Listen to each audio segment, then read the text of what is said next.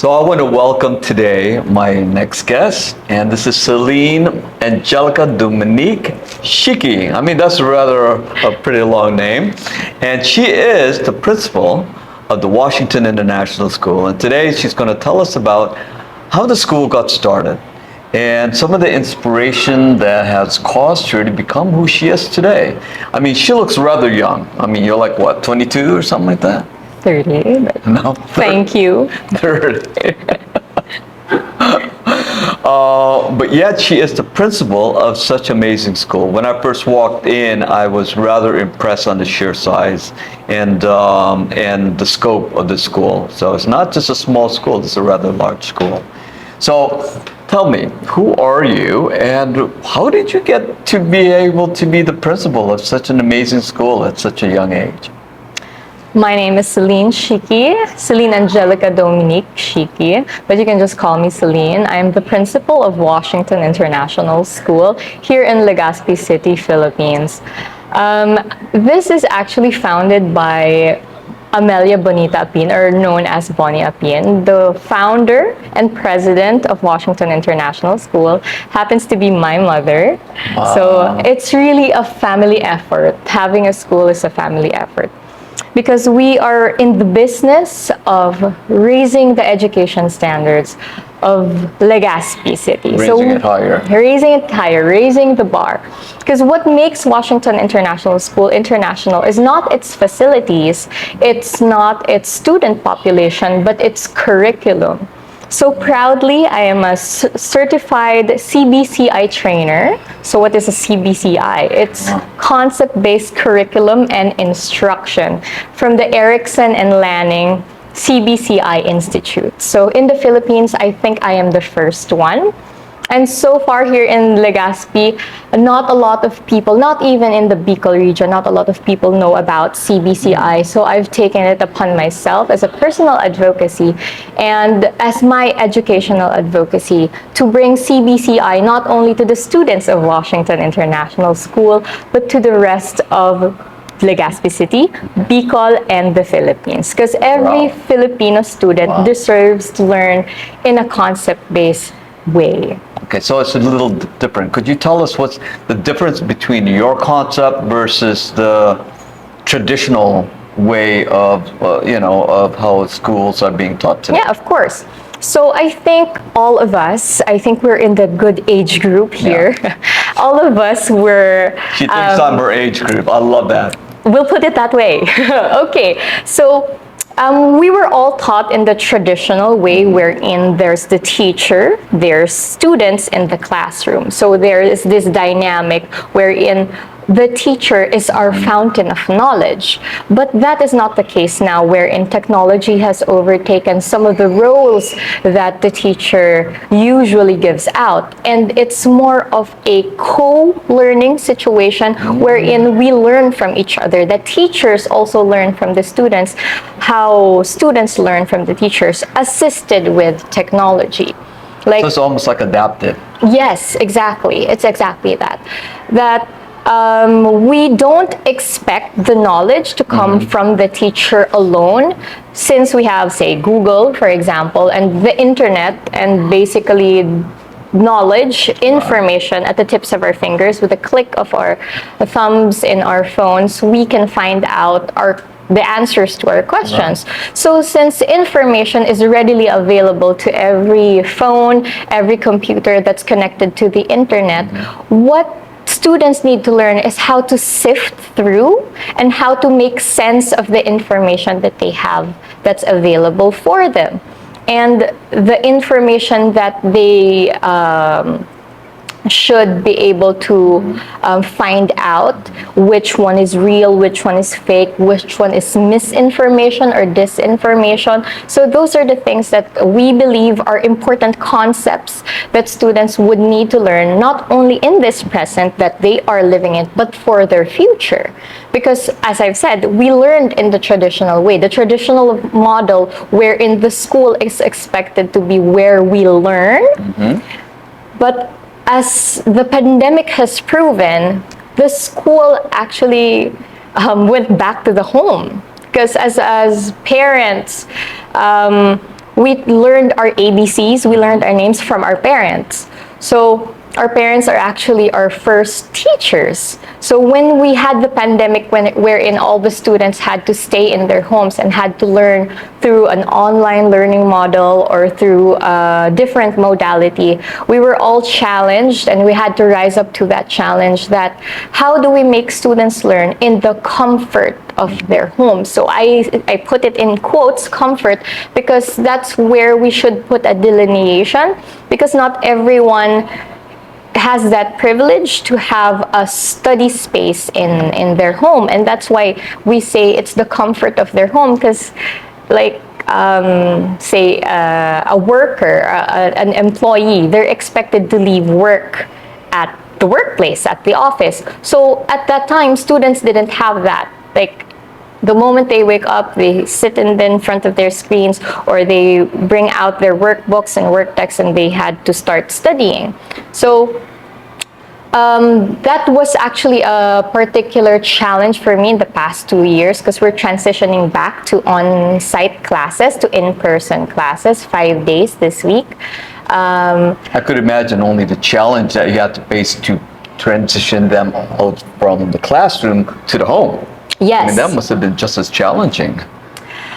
Yes, well, that's actually one of the things that led me to choose what I wanted to do in life. As mentioned earlier, this school was founded by my mother, but originally I really didn't want to be a teacher. I didn't imagine myself being the principal. My baccalaureate degree, I started in the Ateneo de Manila University with life sciences. When I was in high school, I actually wanted to be a doctor. Like most of my school life, I wanted to be a doctor. And I made all the necessary steps in order to make that happen, to the point wherein I got in the Ateneo at the top 15% of the asset. Just, it's the entrance exam. So you were the top student already? No, I was not the top student. There are a lot more who were a lot better than me, but I had to do my part. I had to put in the effort to get where I wanted. And at that time, it was to be a doctor. I wanted to be a physician. I wanted to be in the medical field. So I worked on that, and then my course was a Bachelor of Science in Life Sciences. So that's a pre-med course. Yes, right. It was a pre-med course. But while I was in that course, it made me realize, because I'd like to, this is a mantra that my mom, Mom Bonnie, I also call her Mom Bonnie, with sometimes transitioning to M-O-M, Mom Bonnie. So this is a mantra that she would say, you have to keep in mind where you want to end. So begin with the end in mind. So I was, at that time, I was, 16, 17, because we didn't have senior high school. So at 16, I entered college at 16. I was thinking to myself, do I really want to be a doctor? Like, in terms of dissections, in terms of the study, I could do it. Like, yeah, we just need to study harder, work harder. But then, thinking about the weight of a person's life, like, what if I made a mistake? I'm just human. I'm a person. I will make a mistake. But what if that mistake would cost the life of a person? It's something that I can't live with. It's something that I don't feel I would be able to carry on with the rest of my life. I probably wouldn't be able to function.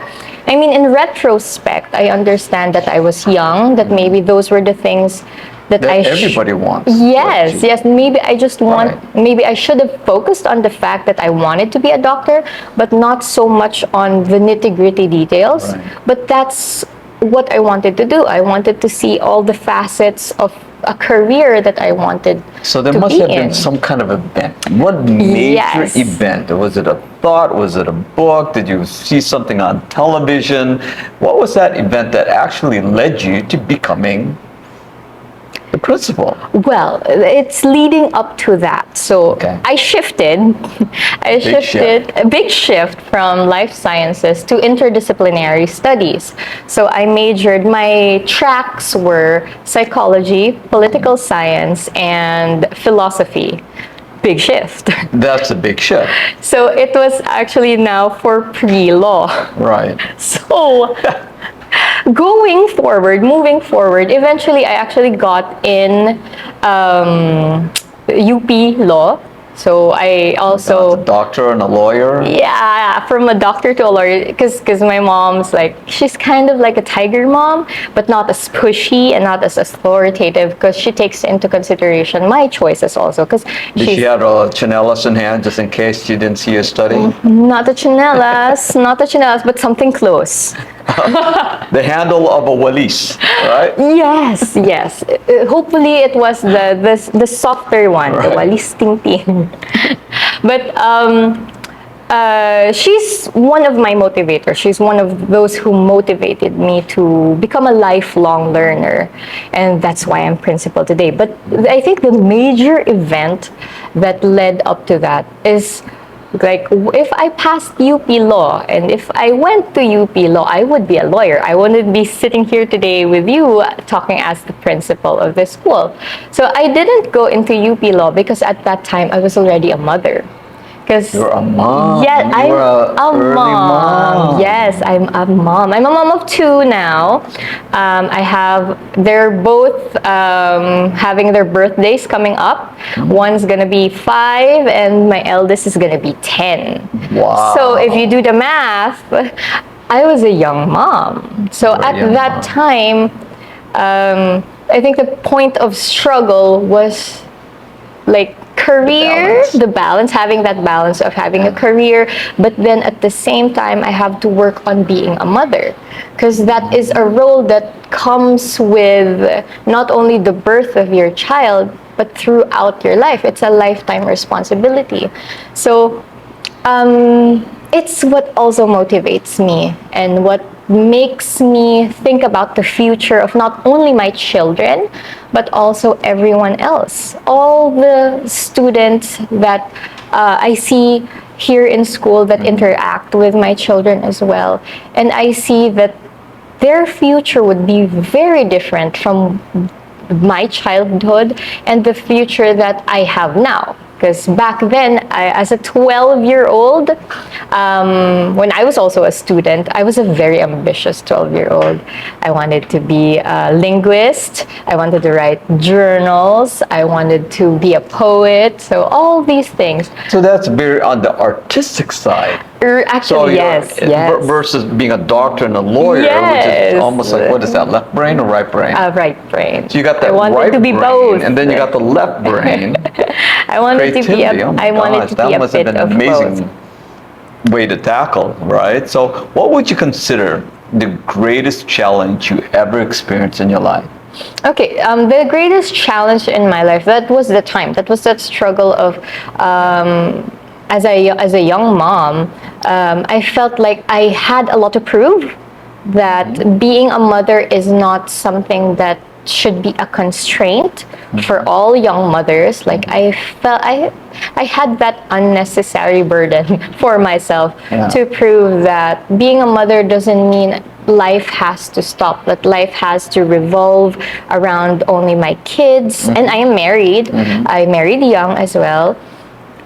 So it made me think that I had to grow a family in such a way that I am working. I am a working mother, but at the same time, I am mothering. I'm mothering like I'm not working. So it's something that's both 100%. Because I could imagine how difficult that must have been for you in your position, because we had all these big dreams, right? Yes, yes. Wanted to be either a doctor, a lawyer, or a Yes. poet, or an artist, but you had huge amounts of dreams that had to almost be stopped because you have a child. Right. Now, there is a village that I'm very familiar with, all right? It's in Garjitsarana, called Sumaoy. And many of the young girls there, they also become pregnant at a very young age. Right. Right, and it's almost saddened because for them, they're like totally stopped. Yes. Right, and they ended up taking a lot of menial jobs like being a maid or a cleaner or whatever it is. Many of them are just unemployed. Many of them take the lower income jobs, right? Because they have to support the kid, right? Versus having for them to continue with school, Yes. right? And it becomes almost like the cycle that I see over and over again. right? Yes. But you were able to transcend that, right? You were able to see, yes, I have to be home, but I also have to make an income, and I have to have a job that I myself am going to feel proud of, Yes. right? Yes. So what would be that event? What's that real big event? Was it your mom says, you have to be a principal at the school. You have to come work, right? Well, Right? yeah, at some point she was like that because she's my motivator. Yeah. And she is also my biggest supporter, as I am with her. Wow. So Right. I am thankful that I had a great support group. I had my family, I had my husband. He was away for like most of the first few months of our child's life because he's a seafarer by profession. He's a Seafarer, wow. yeah, so he was OFW in some ways. yeah, in a way that it could be that. And he was sea-based, so we couldn't get in contact every day, only at times where they had signal. So it was really a hard time for me because I just gave birth. Because he was assigned at Iran, somewhere in the Middle East. He was assigned there. He had to fly to Iran and then go to the shipyards. And then I lost contact with him. That was after a week after I gave birth. So that was such a stressful time for me. And at that time, I had to stop. I was in my 4th year of college. I also had to stop because the school also told me you can always come back, but your child is a priority. What is definite is that you will give birth, and that should be your priority. So I had to take a leave. So you put your family first. Yes, priorities. So I really had to prioritize. And since my husband was away, I really had to be 100% for my child. So I had the greatest support group, my family, my mom. In that struggle, I think she's the most important person that I could count on. And I had my brother as well. He was still quite young then. He was in college, but he tried his best to make me feel assured that he's always there for me, and the rest of my family did as well, in actions and in words. They made sure. You had some questions, right? You had a your lot, doubts. You had your fears. Yeah, I had, first of all, like being a mother. I don't think anyone's really prepared to become one, and that's why I believe that's my greatest achievement. Becoming a mother. I say becoming because becoming a mother doesn't start or stop at giving birth. It's the process of becoming one, becoming a parent, of giving your children a childhood that they would be able to reminisce about with good memories. It's becoming a good mother wherein you would be remembered for maybe some of your idiosyncrasies, as well as the things that make your children happy. Wow. So that's huge. Thank you. So what would you say if we had some young mothers, right? And they're lost. They are unsure about what they want to do. What would be your greatest or your biggest lesson for them? What would be your biggest advice for them? Well, thankfully I am speaking from a place of privilege, that I had a great support group. And my mom was always there for me. My husband, when he came back, he didn't continue with his career. He also had to take a step back. He also took a step back. He also took a step back. He decided not to progress further in his seafaring because it really took a lot. Like when he came back, our child didn't recognize him. So those were one of the things. So he supported me until I finished college, like physical support, that I was going to class. He would stay with the baby, and then I come back from class. So we were all in Manila just so I could finish. And then after that, I was taking I actually already passed UP Law, but then when it was time for the interview, I said, I think I would need to shift my Oh my priorities. God, what a huge shift. Yes, You're right there. I was right done with there. the Like my foot was in the courses.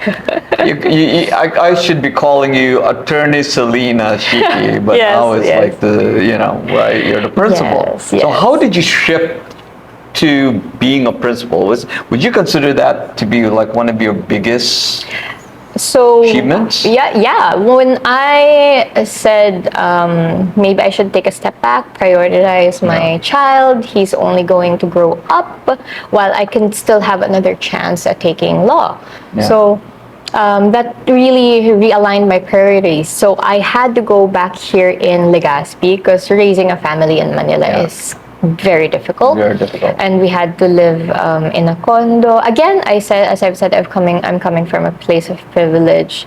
That I had the best support group. We are not affluent, but we can get by, and we try our best to provide for our needs. So it's really something when you have people around you who's also giving you hope and also giving you the motivation and the support that you need, and focus on keeping it going, keeping the momentum going, even if there are some times that you really,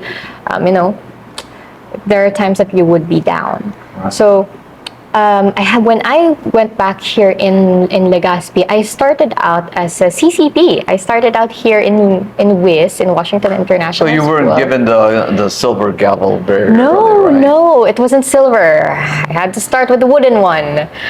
I was a CCP. I was a child care provider. Since I wasn't a teacher by profession, my mom, even if she could have given me here, principal, go. If it was my mom, she would have given me the janitorial job.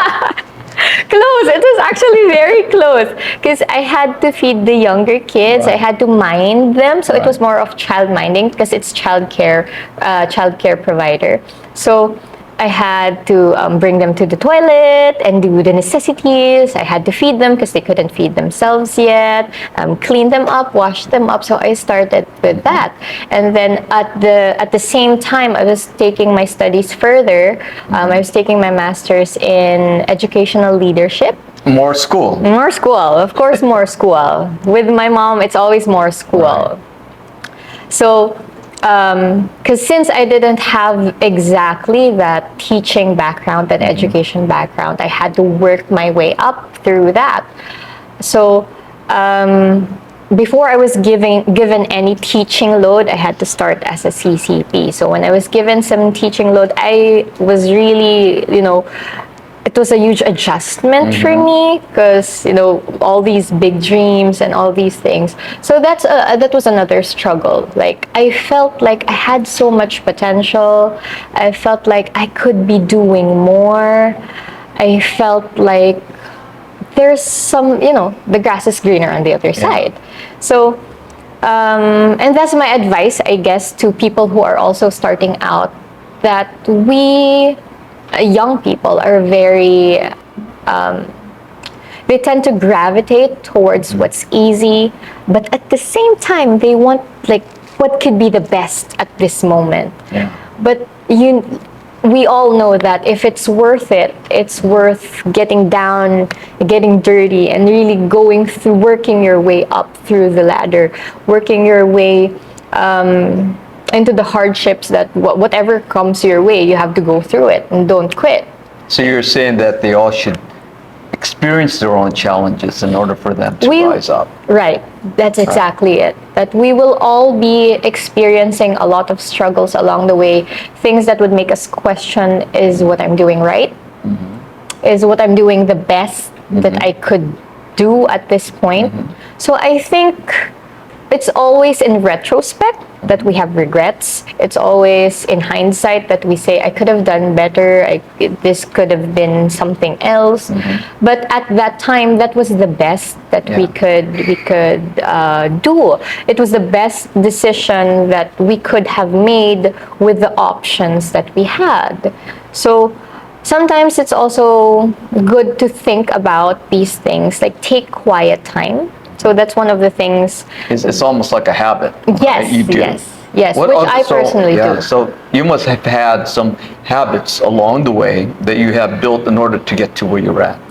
Because it's not easy. It's not easy going through all this schooling and all this education, trying to figure Still out what to studying. do, being married, having a young child at such a young age, and then trying to decide what you want to do with your life from there. Right. But you must have had some kind of a habits, Mm-hmm. right? What some habits do you have that you could teach our listeners and our viewers Mm-hmm. so that they could find their own level of success?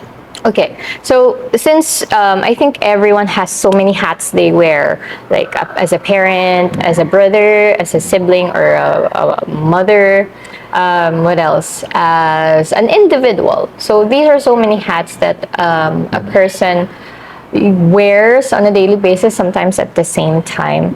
So in my case, I like to think a lot. It comes with the territory Yeah. of being in education. You think a lot. So one habit for success is reading. Just sit, Reading. be quiet, Just sit, and think. have quiet time to think, and then another would be to read. Really take time to read, because the hustle and bustle of the everyday is gonna take a lot of your time, and your phone, put it away for a bit, because 30 minutes will pass by, an hour will pass by just through scrolling the phone. You do your thinking in the morning, afternoon, or evening? I like to do it in the evenings and the early mornings. Since I was studying, since I was having my certification, I had to adjust to the time zones. So I woke up at 3 a.m. 3 a.m. 3 a.m. Oh my God, So I I usually struggled do- waking up at 6 this morning. So it is really ruining to the body clock. But when I adjusted to waking up at 3 a.m., because I had that window to read, to do my readings, to do my activities, and prepare for my classes, because I was still teaching that time. I was teaching online. And I was also learning online. So it was really the best of both worlds, having to teach and to learn online at the Yeah, same and take care of your kids. and so take care on, of the right? kids. This is great. Yeah. So that's one habit. It's really to take time to think, and another would be take time to read. Because I think growing older, yes, learning. So that's the third one, is learning. Because reading specifically, it doesn't really have to have a purpose. It just so happens that when I read, it's really purposive. Right. And it's usually either for learning or a bit of entertainment. But the purpose of reading should be for itself, that you should read for your own. So that's an advice for everyone, is to read, to continue reading. And then third would be, and I think the most important would be to learn, to keep learning, whatever it is. It could be learning how to cook. It could be learning how to make your hobbies better, like if you'd like to do arts and crafts, if you'd like to take up like sewing or even baking, things like that. Learning is a lifelong process, and it shouldn't be like pigeonholed that you're already old, you're already at that age, you should prioritize. So that prioritization should be for yourself, like how can you be better as a person. So you've learned a lot. What else would you like to learn? I'm still learning. I'm a work in progress. I Right. intend to continue learning. Yeah. And that's the life lesson it has the greatest impact on me personally, because I've said my mom is my mentor. She's my motivator, she's my everything. I love you, Mom. I love you. So the life lesson is to be a lifelong learner. And as an educator, I think You have to. I have to. That's how you progress to school, right? Yes, exactly. We have to be lifelong educators. And my mom, she went to Harvard. Harvard? For me, she is the epitome of lifelong learning. When she was around 50-something, let's not reveal her age, she applied to Harvard because that was her dream. And it makes me realize that dreams don't have an expiry. You can continue dreaming as old as you I can have to be. say, that is incredibly inspiring. That is amazing. Thank you. At 50 years old, she went back to school and studied at Harvard. I mean, Yes. did she actually have to go to the States Yeah, and she study went to there the for a couple of States. years? Yes, she had to go to the States. It's not easy getting into Harvard. Yeah, I forgot the program. I forgot the name of the program, but it was the master's program at it was the School of Education. I forgot the exact one. She went to Harvard, and she had to be away for a while. At that time, I was pregnant with my second child, so I couldn't go with her. But given the chance, I would have gone with her in a heartbeat. So here's a question. 5 years from now, where do you see yourself? I see myself elevating the status of education, at least in Legazpi City and the Bicol region. Are you going to get your master's at Harvard? No, quite a tall hurdle there, but Yeah. I am looking forward to getting a master's degree abroad, specifically in international education. Okay. Yeah. Okay. Because this kind of school is takes a lot, Yes. right? So you need to almost have some kind of a motto that you have to keep you going. If I were to say, what's your motto in life? What would you say? Well, I've liked this ever since I was a kid. Reading is the magic key to take you where you want to be. Because reading and learning go hand in hand. Right. So I believe that reading will take you to places you've never been, and it can bring you to places that you want to be. So I love that. thank you. That's great. So it's something I've had since like grade school, since I was when I started learning how to read. Right. And my mom gave me the inspiration to be a lifelong learner. And then, as you said earlier, going back to that point for young girls, probably like me at that time, or even if they didn't have this type of situation wherein they had to have a family early. Thankfully, my husband is also very supportive of me. Also, I love you. We're not very showy. Like sometimes my students would ask, "Teacher, do you have a husband?" Things the kids say. Very humbling things the kids say. Yes, I do. Why don't we see him? He's just there. I'm like, he's just there. So, apart from having a great support group, the greatest support that you can find is within yourself. Like if you don't have put in the 1%, like you're not expected to be 100% every day, but if you don't put in the 1% that keeps you going, you're not going to be able to move forward. And for young mothers, it's always going to be more difficult because someone is relying on you, someone is looking forward to you, and someone is looking towards you for inspiration, for love, for affection, for all those things. And especially for the younger mothers, like for those who experience teenage pregnancy, it's a lot more difficult because they are also in the process of growing. Yeah. So at that time, I wasn't that young, but it is considered young by society standards now.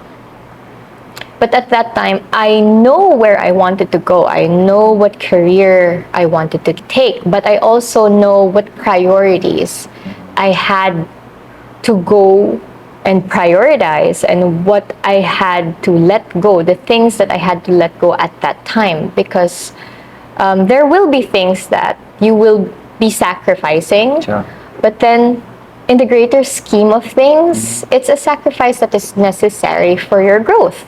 It's a sacrifice that's necessary to push you towards the path that you thought you wouldn't be able to take, a path that you thought that wasn't for you. And you have to make the most of what you have.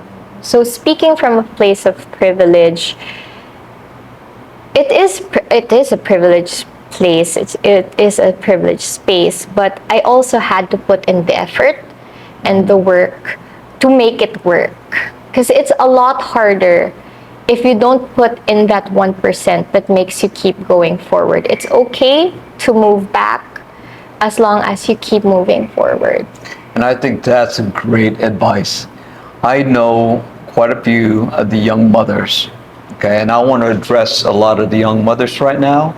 is that take her advice. I mean, it's true that, they might not have the kind of tiger mom that you have. Yes. They might not have had that kind of inspiration and motivation from their parents, right? Yes. That you have. But they could learn. They could learn, they could read, they could apply, Yes. right? And if you could do it, you think they could do it? Of course. Anyone could do it. Anyone could do it if they put their mind to it. And there are a lot of support groups for young mothers out there, even for teenage fathers. There are actually some support groups. So I am just not knowledgeable of exactly what these support groups are, but they are a very welcome idea, and it should be something that should be talked about more, because it's also a way to prevent future mishaps. When people are more knowledgeable of their situations, of their bodies, of their circumstances, they can make better choices. So learning is really important. I love that. That especially young people should be learning about. So could you tell us a little bit about your school and how, if anybody has any questions about your school, where to reach you? I mean, if they might even be encouraged to say, hey, I want to be able to send my kids to this school. How could they do that? Thank you very much. Gladly. Washington International School in Legazpi City is located at F. Akende Drive. It's along the main road. It's in front of the UST hospital. It's actually quite easy to find. It's near the old airport, and most tricycle drivers know where it is. And then you can just ask, where is Washington International School? Where's Wiz? We're here. We're just here. Feel free to check the website and the official Facebook page of Wiz, as well as visits, on-campus visits are also welcome. You just need to put in a schedule. Again, it's not a big school per se comparing. It's very impressive, I have to say. It's Thank one of the you. cleanest schools I've been to. Thank you. It's quite a small school for me, because I've been to bigger schools. What's your enrollment per class? But we try to keep it small. The class sizes are small. 20 is the maximum per section. So we try to keep it up to international standards, wherein small class sizes are encouraged. So it might not be as big as other schools, but it has big aspirations. Wow, I really love that. Thank you. And I really look forward to being able to see you again in the future. Of course. See how your school is developing, and most importantly, to see how you're developing. Thank you. Because if it's true that you're constantly learning and you're constantly growing, then maybe 5 years from now, you are a much bigger person. So that would be very exciting to see how you grow. Thank you. Thank you. So I want to thank you all for watching and learning from today's episode. I really am humbled and honored for having you on our show, Cecile. Thank you so much. Thank you so much. All right. So that's it for today's, and so thank you so much.